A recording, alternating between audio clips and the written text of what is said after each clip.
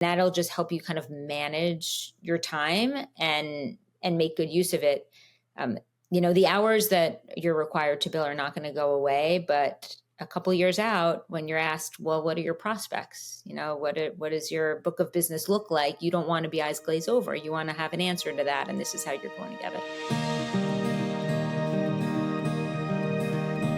Today, I'm here with Randi Rosenblatt, who is the founder and CEO of Upward Stride, which is a business development, coaching, consulting, and training company. Thanks for having me. It's a pleasure to be here. Let's say we're talking with somebody who hasn't really started their business development journey yet. Do you have some recommendations?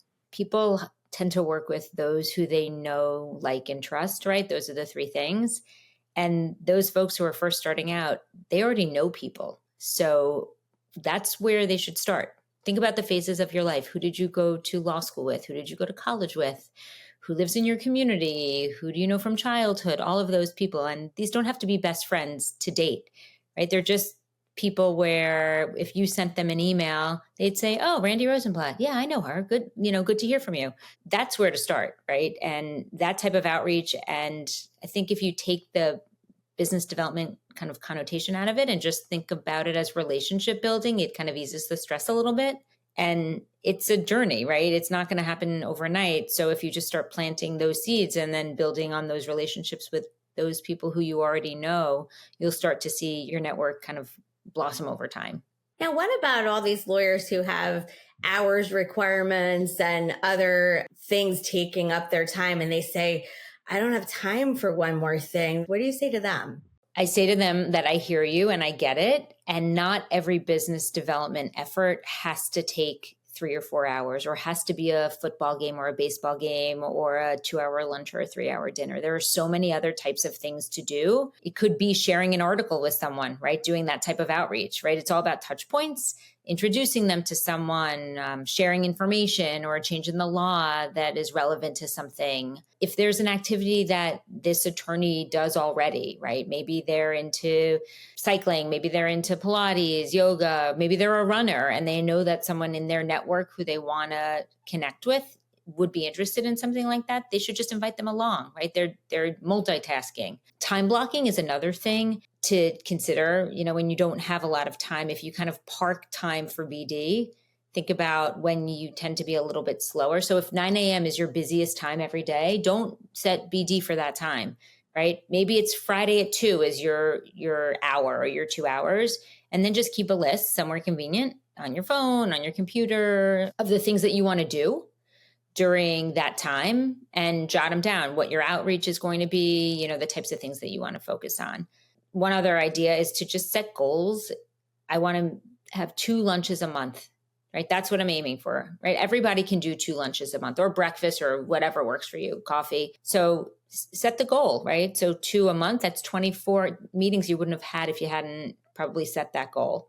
And that'll just help you kind of manage your time and make good use of it. The hours that you're required to bill are not going to go away, but a couple years out, when you're asked, well, what are your prospects? What does your book of business look like? You don't want to be eyes glazed over. You want to have an answer to that, and this is how you're going to get it.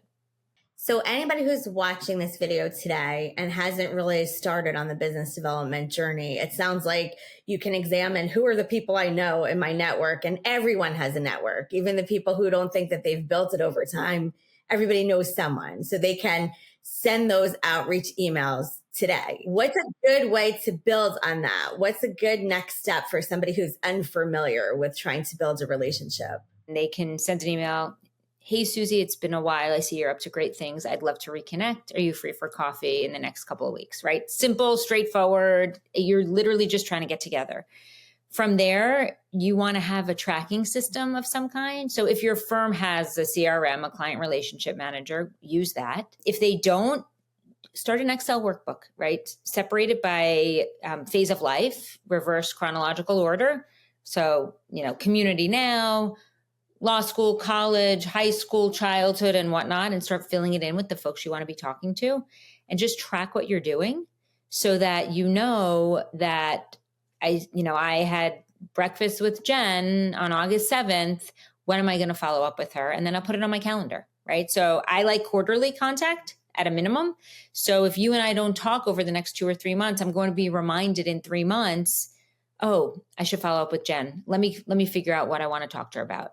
How was your summer? I remember you mentioning you're going on a trip, you're sending a kid to college, whatever the case is, create that touch point and take notes on your conversations. So if this attorney has breakfast with Susie today, he or she should go back to his or her office and jot down some things that Susie said. What's she working on? How old are her kids?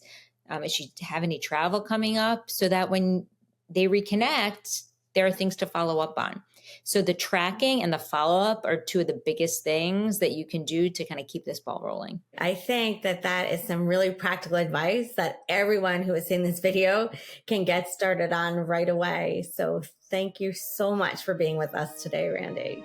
My pleasure. Thanks for having me.